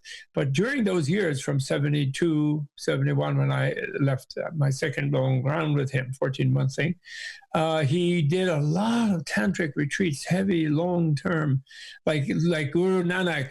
He went under the river, and he heard a voice, and a lot of voices, and he really walked his talk, and he became the wonderful creature that he has become now. And then he finally came in 79, just after I managed to get tenure at Amherst, being the first non-Christian to ever be tenured in the religion department at Amherst College, another originally religious school. Congregationalist sort of thing, that was just amazing, He came, stayed at the Waldorf, people were buzzing around him. But still, Carter at first didn't see him. They let him have a visa finally, thanks to Cyrus Vance, and who overruled Brzezinski, who didn't want to, because he was also wanting to ally with China against Russia, because he's Polish, Brzezinski. But anyway, and people started learning about him. Right. And, he became, and then some of the other Tibetans who were here from the other sects, the other orders of Buddhism, were very nervous that they were all going to lose their disciples to him, the Dylan song, "When the Eskimo Gets Here," all his Eskimos are going to go to him, the Mighty Quinn, you remember that? Yeah, the Mighty Quinn. Yeah, he was like that. They were really scared, and they were so shocked because instead of trying to seek a disciple, he was going around saying, which they didn't even realize he really means, and he still says it. He's not looking for more Buddhists. He doesn't want to form any sort of cult of his own. He doesn't want anybody to form cults. He doesn't want religions to compete with each other. He wants them to cooperate with each other. And then if they want to learn something from each other that will help them do their own religion better, great. He doesn't think they should start more competition for market share, which is his awesome thing. Yes. Really, it is awesome. Long before you had the moral majority and Lynchburg and Jerry Falwell and all this crap, and also the fundamentalist Muslims doing their routines, and the fundamentalist Hindus doing their routines. But for long before you had that, he was saying that this is dangerous now in the modern pluralistic world. If religions are intolerant of each other, we must understand each other. We must therefore restrain and forswear converting each other. Yes. And it's worse in the pluralistic societies. If someone wants to adopt a different tradition, they can, but the tradition shouldn't seek that. And they should, even if someone does convert, they should make every effort to have them connect well to their birth tradition. So the family, they don't disrupt the family and the culture that they come from. And then we don't have that kind of stress and strife. That's which I think is really visionary of him and wonderful. So that's not boring. Well, another thing that's not boring is what I'm curious about is, so it's been now 40 years or so since that period of time where His Holiness Dalai Lama comes to the U.S. and he is gone. Right. And you've told me previously before you were so impressed by him, after the period of time where he was really in deep retreat. So So my question is, in the last 40 years, what is your relationship with His Holiness been? How has that evolved? Well, it's wonderful, in a way. For some time, there was a bit of a shadow that I wasn't a monk anymore. And, because as I said, in Tibet, it is for life. Mm-hmm. And then there's a lot of competition in his court about who is his biggest friend, like any kind of powerful, important person. Sure. But still, somehow he remembers, old friend, and we keep it up. And then that disappeared. At one point, we were in Middlebury at a conference at a college in Vermont, and he was teasing me that my Harvard academic robe in this formal ceremony that we were in, where he was going to give a talk He actually had a thing with firing line with that guy, that right winger, that whatever his name was, and then we all gave talks and things, and he was teasing me that my Harvard robe didn't look as good as his Tibetan robe and the one I would have been wearing. And also the stupid hat that you wear when an academic hat, that flat black hat, looks like a bricklayer's thing. It's ridiculous. And it looks like a funeral thing. But it's a purple robe, or sort of crimson robe, the Harvard one, but it's not ugly, but it's kind of stupid. And he was kidding around, oh, look, I have a better robe than you do. Yes. And but then we were in a green room before he went on to give his talk with some of his secretaries and myself and bodyguards even. And every single one of us was an ex-monk. All 4 of the other Tibetans and me. There were like 5 of us in the room. And his brother was there, who was also an ex-monk. His younger brother was one of the people in his entourage at that particular trip. So he suddenly looked around and looked at all of his friends and relatives. And he said, well, I guess the ex-monks are just here, It's like they're still trying to do something useful. That's good. And there was it sort of passed that shadow. It was about, maybe, I don't know. But even right away when he came, he accepted Nina. And actually there was another weird thing, which was my elder son Ganden and then the Uma herself.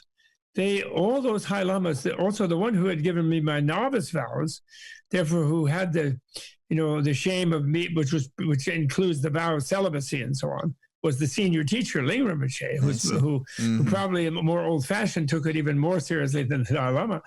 But he so much loved our 2 babies.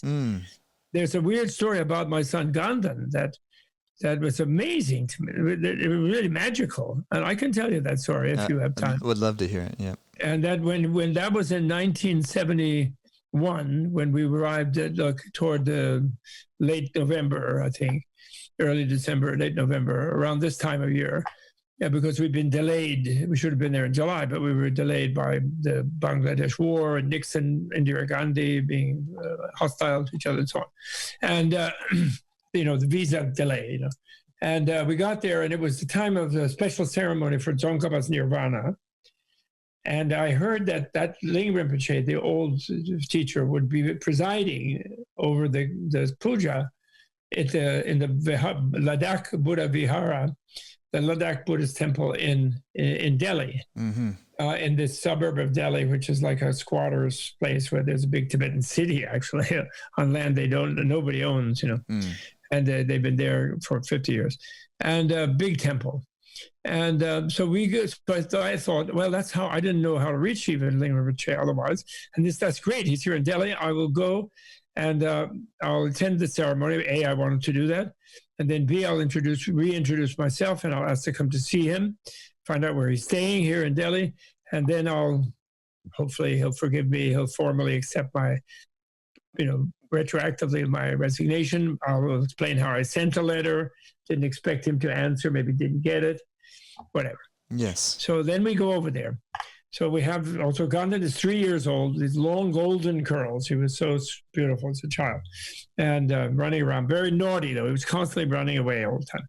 And then the baby at the breast, Uma, Nana's breast, endlessly. She had to be at the breast at all times if possible. But everybody loved her. She was so beautiful even then. And so we crowd in with all these Tibetans. The place is totally packed. You couldn't walk an inch. And of course, God then runs away, running over the Tibetans who are grumbling. What is this Inji brat doing? They call Westerners Injis. What are these Inji brat doing running around? Where's his parents? Why can't they control their kids? And there's a lot of grumbling going on. And not only that, he gets up and he gets on the altar. Oh, no. Huge altar. The altar is like 40 feet wide, and it's covered with cookies and cakes and those pujas. And there's statues. Buddhas and Bodhisattvas, and huge Tsongkhapa statue, 15th century guy. Huge thing, like 15 feet tall in the main thing with the lights on the statues, and just packed. And he's up on there. And some monk is trying to chase him and can't chase him, and he won't listen to the monk. It's very naughty. And the monk can't get up there because it might knock all the shit over. And he's running back and forth up there behind the statues and peeking out and teasing the monk. And the people are really outraged, the Tibetans, but they can't move either. We're all so packed like sardines in there. And I'm just completely sweating. And it's just awful. And then, Lingam Rinpoche comes in, and his seat is set up in the aisle in front of in the center, in front of that huge statue. And he gets settled in his seat, and his chamberlain is tucking him in and putting his ritual implements there, and cookies and cakes and the offerings are put around on tables for him especially, and blah, blah, blah. And then just at the moment he sort of gets settled and we're going to get started, and he looks up like this.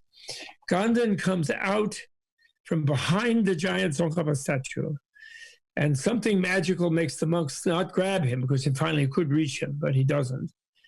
And it stands right directly in front of the Tsongkhapa statue with the light coming on him and his golden curls. And then he makes an angelic smile. It was like from outer space. I'm not kidding you. And he puts his hands, and everyone is hushed suddenly. And he puts his hands together like in the Buddhist way, without putting the palms flat like that, which I had never instructed him not to do. Mm-hmm. And he puts it like that, and he beams the smile at the Lingam Rinpoche, and he bows to him like this. No kidding. And this incredible smile, and you could just, thinking about it now, at the time, my hackles in my hair like rise. I get like a super buzz, and everybody in the room did. It was celestial. It was like Maitreya. It was like something magical. Nobody knows what, really. I don't know. Maybe the Lama did. And the Lama flipped out, the old Lingam Rinpoche, and he goes, his mouth was he's astounded by this golden child, right, standing in front of the golden Tsongkhapa, and on this special day, bowing like this to him in this perfectly quiet, and even the monk chasing him, like that, And then he goes, come. He goes like that to him, calls him down. Ganden completely obediently gets down, kind of looks at the monk who'd been chasing him, and walks up to the Lingam Rinpoche there, and all of them say quiet, because they've been saying nothing but nasty things about this brat kid. Right. They're all totally quiet. And then the servant makes him take he had a Tibetan white jacket and white raw silk, like a little thing with a collar, the way that oriental jacket, and pulls out the bottom part of it like this. And the Lingam Rinpoche fills it with puja, cookies and candies and cakes and everything before the puja. To this child, he gives him, and then the kid. Then he runs back to me, trampling a bunch of Tibetans on the way, like, "Look what I got, Mister Good, well behaved." Starts gobbling his stuff. Wow! So it was really amazing. And so then the puja goes on. So then I go to. I find my way through the crowd as Lingam Rinpoche is leaving at the end, which is hard to get near to get his blessing, but to get there. And I only caught up to him as he's about to get in his little ambassador car. And his chamberlain, I knew he knows me very well. So I managed to get to his elbow just as Lingam Rinpoche was getting to his car. And I say, "Kumo, sir, this is Alexander," which they used to call me, because nobody, for some reason, Tibetans don't like Bob. They just can't manage that word. So I have a middle name, Alexander. So he says, "Alexander, this is Alexander. I'm back from this. I'm here to study. I'm coming to Dharamsala. Where are you staying? I need to see Rinpoche to tell him about my thing and apologize." And then I'm starting to ramble like that. And Lingam Rinpoche hears my voice and whirls around. Hadn't seen me for 5 years. Whirls around without sitting down in the car, like instead sits sort of almost in the car, in the back seat. I says, "Oh," he says, "that boy is your boy, right? That's your boy," he says to me, shouts at me. He doesn't say, "How are you?" "Hello," or what, or come. He says, "That was your boy, right?" He says, I say, "Yeah, that was my boy." He says, "Bring him to see me tomorrow, 3:00.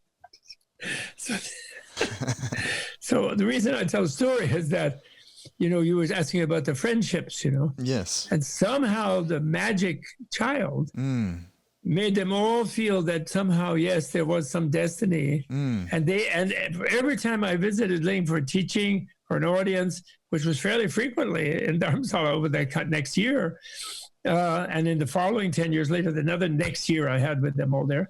And he would always make me bring the kid, and then he would have him sit up on the throne with him or on the seat with him. And he'd feed him candy and cakes and cookies and God knows what. And Uma as well, but especially the boy. And he especially liked him. And I don't know who he thought he was or what, but I think a rumor went out that somehow that made it worthwhile that I was the father of this kid, and so they could forgive the bumbling, one-eyed person who had become a monk and then not stayed a monk. Oh my goodness! So that made us help, and then of course I became quite helpful to His Holiness, of course, as did Geshe Wangyal. Yes. And we tried to help him with this and that, and then ultimately he asked me to create this Tibet House, this cultural center, because from the beginning he was very anxious to keep the culture alive. That's been his whole work. Even if the politics have not been settled, if they can't get political freedom, he'll accept being part of China in some way, but he wants to keep the culture. He will not accept them to crush the Tibetan culture. And they do. The reason they crush it so much, the Chinese, is that they want to keep up the lie that Tibetans have always been Chinese. Right. So if they have a completely different culture, it undercuts the lie. So therefore, they make an enemy of the culture the Chinese do, and they want only the Tibetans to know Chinese. They don't even want them to know their own language. So it makes them what I call ethnicidal. To defend their lie. You see, if they could stop their lie and just be federated with Tibet, like one country, two systems. That's why the one country, two system collapse by the attack on Hong Kong is really sad. And it puts the Dalai Lama back even more under the eight balls. It's very sad. For one of the horrible things that happened in the horrible year of 2019 is that destruction of the one country, two system thing in Hong Kong. That only was supposed to happen in 2047. So that's 27 years early that they're shutting it down. Really unpleasant. Anyway, that's just a nice story about. So we're buddies. That's great. And he's able, he's also my guru, total guru now. He's all my Geshe Wangyal and my Ling Rinpoche and Tsongkhapa and Nagarjuna, and it's all comes through him. That's the Tibetan thing, that the lineage all comes through the one who's alive and who is administering, so to speak, who's the channel of the lineage to you. But the beautiful thing that I think other people, especially those groups where the guru creates a cult around himself, yes, which are not such good gurus as the Dalai Lama, he's very careful not to do that on purpose, in that he's very resilient. So he can be your guru in a ceremony, in a teaching, and very authoritative, like a great authority in providing confidence and magnificence of gesture and vibe, and you're visualizing that the guru, that this complicated deity is embodied in this person, which you have to do in a ceremonial context. Yes. And then when you're hanging out, it's like, hey, what's happening? You're right.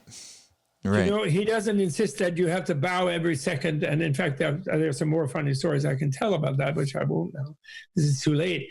But, he's resilient. So he can just be like an ordinary person. He doesn't mind doing it. He wants to be. And I'm just a simple Buddhist monk, he's always saying. He means that. He's not just a pose. Right. He means that. And what I really love, I just want to give an example. Like, for example, in Delhi, in one of a Taj, or I forget, a Shok Hotel, Taj Hotel, the big conference room, ballroom, he's giving a teaching to like 500 Indian people. Mostly there's a few, Euro-American types like me who sneak in, but mostly it's for the Indians. It's meant for them. And they're very, how they are with the guru touching the foot, putting the dust of the foot on the head. They really love those formalities. And he's giving a teaching. He comes to the end of the teaching and he says, well, there was a request for a Tara blessing. It's like a ceremonial kind of Tara introduction, like a kind of initiation, but very moderate one without any big commitment in it. The Buddha, female Buddha Tara. And he says, it's a Tara initiation. He says, because people ask for that, or Tara blessing. He said, but the problem is, and so we have to do that now. He says, the problem is, I don't have any Tara blessing for you. And then they all go, I guess some of them might have heard it as he's not going to do it, or others heard that he's not capable of doing it. Whatever they did, they were all very disappointed looking for a few moments, He paused there and let them be disappointed. And then he said, but the thing is, I'll do it. He says, anyway, because in fact, You already have the Tara blessing, he said. Mm-hmm. And when we do a little ceremony, it gives you an excuse to tap into it in yourself. Mm-hmm. Mm-hmm. In other words, he stepped out of the role of using some sort of transmission routine to dominate them. Yes. Like, now I'm your guru, so you have to worship me or something like that. And he says, you have the blessing, and that's what you have to find it in yourself. And the ceremony can give you a reason, excuse to do that. And that I can do, and I'm happy to do that. So that's what I so much admire. Yeah, that's exquisite.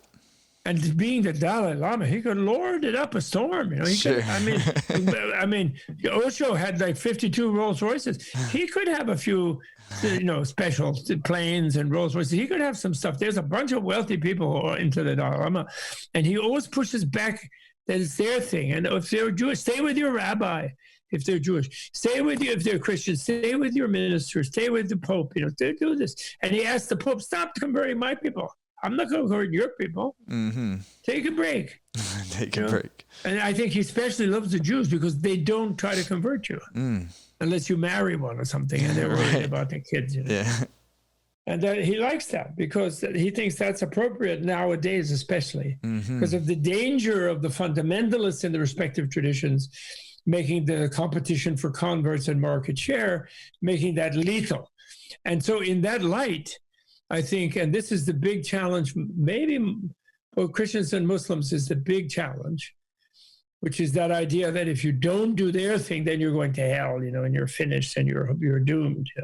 And they have to reinterpret they have to contextualize and reinterpret any scriptural statements that they have that seem to support that, which you could do. Sure. For example, when Jesus says, when he heals on the Sabbath, which you're not supposed to do according to the rules in the Torah, he says, listen, don't pay attention to those rules. I'm healing because there's a sick person here, he said, and you'll never get to the Father except through me.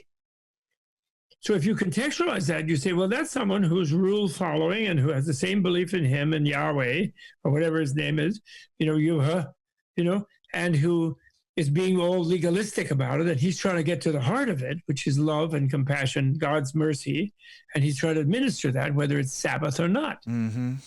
Right? So he's not saying, don't be a Buddhist, don't be a Sikh, don't be a Hindu. He hasn't heard of those things.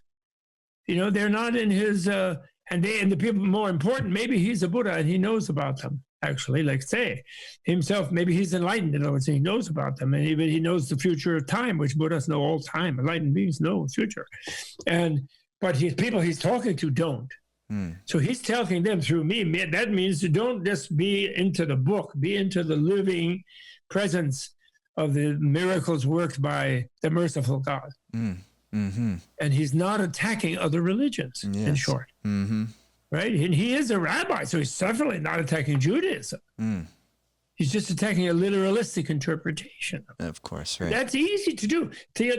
500 theologians in Chicago, University, Divinity School, Chicago, here, there, the other, in Rome, some cardinals, they came out with it and they published it. There'd be some conservatives who'd get pissed off, like Mel Gibson. He'd want to sacrifice them on the Aztec pyramid.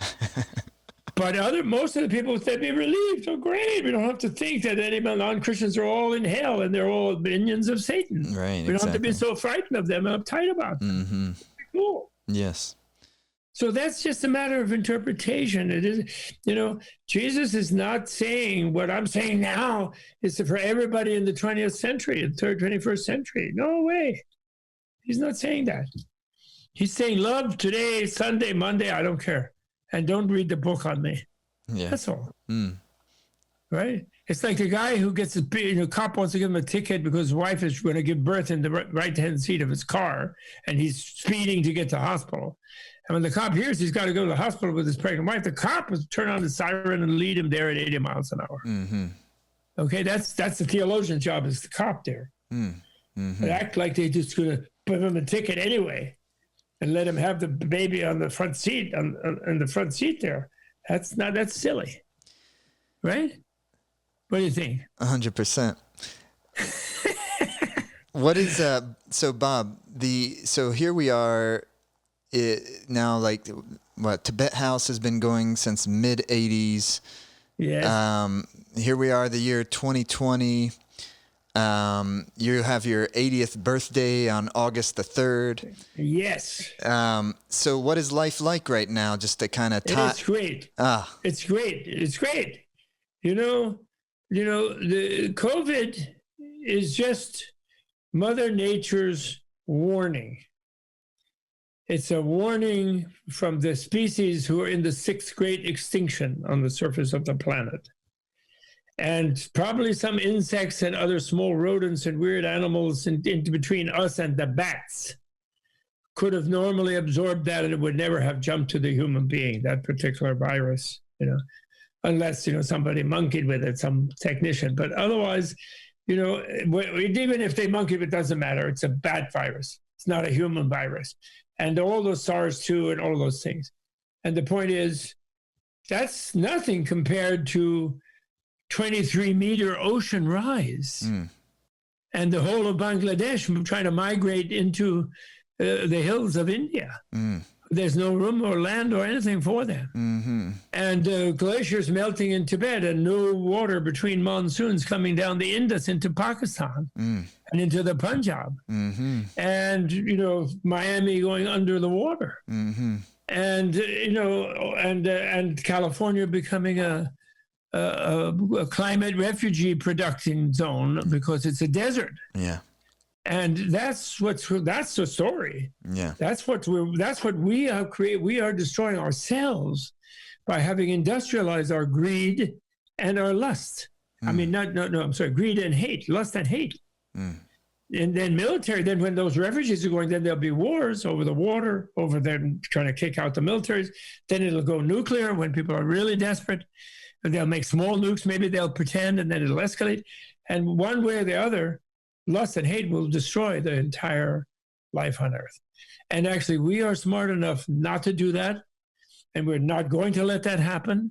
We're going to take the nuclear footballs away from people who are psychologically underdeveloped, who are insane enough to kill people, and who are ideologically confused that they think that dying just makes them into nothing. So they won't burn in a worse fire than the nuclear fission instantaneous pulverization if they kill everybody, and we'll make it. But one of the reasons we will is that Mother Nature's working with us. And she's warning us with this virus that has shut down this carbon-based industrializing of lust and hate. It has shut it down. And we've decreased by 10% in 2019. Yes, sadly, hundreds of thousands of people died, and maybe a few 100,000 more before these people have wised up to deal with it. In Taiwan, by the way, without a vaccine, the vaccine is fooling everybody in a way, because without a vaccine in Taiwan, they did hardly any cases. Right. They took the warning and they acted immediately. Yeah. It's just the idiots who think they're going to run their coal mines and oil wells forever, moronically didn't do what you should do, which is deal with it as a problem and right away fix it and block it. Which they did with 26 million people. They had hardly any cases. Yeah, like 7 deaths in Taiwan out of 26 million. So they didn't need, that's without a vaccine. And I don't believe they shut down really either. They would shut down, they would trace and catch and put away and move someone away by insistence. And then they would feed them nicely and put them in a nice hotel. That's right. Yeah, I heard that. They wouldn't put them in a jail or in a bad place. They would put them in a nice place. Yeah, so people are okay doing it because you're well taken care of and you're comfortable. Exactly. Exactly, man. Yeah. And by the way, if you know anybody who ever went to Taiwan, they usually, if you mention Taipei, they will start drooling. They have the most amazing vegetarian food. Oh, really? You cannot believe what they do with mushrooms. And if you grew up eating meat and you wanna roast something, and it's made out of mushroom, but it's as delicious and gravy and the whole thing, and it's all just a mushroom. They don't kill anything. And but they also serve meat. Of course, there's some people who eat meat. Yeah. But I'm just saying they really best cooking. So you wouldn't mind being quarantined in one of their good hotels with their good cooking. Right. So the point is, we could have done that if we didn't have foolishly let the power drift to morons. Yeah. By being complacent and 45% of us not voting. 55% practically in some cases. You know, the Americans we've been too indulged of ourselves like that on purpose, and they discourage us from doing it. The minority that wants to be the fascist dictatorship over us. So I'm saying, I'm really happy when you say, Howard, this is going to be a really great year. It's unfortunate that that Biden is so square, but in a way, maybe it was necessary to oust this person because of the other square people. And he did put Kamala also is square, but she's Kamala. Yeah. So it's too bad they're putting these squares there. And like the Vilsack guy is the formerly Monsanto guy, and he's not going to fix the destructive agriculture that is ruining the Middle West. No. But I don't think. But you know, at least he'll be competent in dealing with some aspects of it, and he'll be replaced, I think, eventually, as we realize that after we get after the coal mines and the oil wells and the Exxon and Dallas and Houston and the weird stuff. And we get down to, we get down by 2030. We have to get down to 50% of the 1990 level of carbon pollution in 10 years. So we have without having a COVID thing and a shutdown, we have to shift our energy production very, very fast. And actually the hippies have to wise up too, because you can't get there that fast just with wind and solar. You have to have nukes. There are cleaner, newer kinds of nukes that are smaller and not so bad, and they can produce high level of electricity with no carbon, and they can do it. They can be built fairly quickly, and then you can really turn off all the oil, even all the gas, you know, and the electricity, cheap electricity, can be produced for keep the big cities the lights on. You know, they can do that, and they have to wise up about that. So, but everybody's going to wise up. There's going to be a new level of intelligence flowing out in 2021. Yes, I love it. We're going to see to it, aren't we, Jai Dev? That's and there's yoga. People are going to do yoga, and they're going to do emotional yoga, and they're going to do political yoga. And we're AOC is going to be our Vajra Yogini and Dakini and Elizabeth Warren, and they're going to get after the bankers, and we'll get there. I love that. Yeah, all our energy focused. What's that? I said all our energy is focused there, you know? Yes, it must be. It must be. Well, Tenzin, thanks so much. This was, I really am grateful for the storytelling and hearing about your life. Sorry for too much detail. No, I wish. Well, no, Nina would be very impatient with me. You don't have to so much detail, just get to the main point. No. And she would scold me. But I'm very happy to talk to you about it. We will be writing autobiographies probably sometime next year, but it's sort of boring. It's more fun to translate some of the ancient great sayings of the people. But on the other hand, some new people will be happy with the autobiographies. And so we're doing it online like this is fine. And I'm happy to do another one later some other time. And I also want you to tell me your story on a podcast, on my podcast, and let's try to set that up this month, if possible. That would be fun. If you have any time, you know. Of course. And I'd like to hear your story and Simrit's story. I didn't tell you much about Nina and all of her things this time, and maybe you can be less professionally and less boring details than me. Okay? And your story is really important. It really is. And what's your son's name? You have two children or one child? One son, a 15-year-old. His name is Siddhi Amrit. Siddhi Amrit? Siddhi, like S-I-R-I, like street. Oh, Siddhi. Oh, yeah, like Siddhi Amrit. Yeah, glorious nectar of immortality. He's a sweet kid. Sure. Listen, I believe all these young kids who are being born mostly in these late centuries of this carbon era, destructive carbon era, industrialized materialism, must be bodhisattvas coming from other higher realms to help us out. I really believe that. They do. They sure do seem like that, don't they? Yeah, because I don't think that our planet looks that appetizing to sort of the regular run-of-the-mill person who wants to go to the Garden of Eden, wants to be reborn with parents who live in the Garden of Eden. Right. I don't think so. So I think the kids who are brave enough to come and join us and join us in the womb are special beings, I think, really, most of them. Like little Krishnas. If you look deeply in their mouths, you see the outer galaxies in there, like that. But he ate the huge yogurt, you know. I think so. Okay, so now, what is it? Ek Omkar Satnam. Satnam. Thank you, Bob. and dedicating the merit of talking with you Yes. and your merit of talking with me, that all beings become enlightened as quickly as possible. And we get enlightened to help them do so. Okay? Okay. All the best. All the best. Ciao.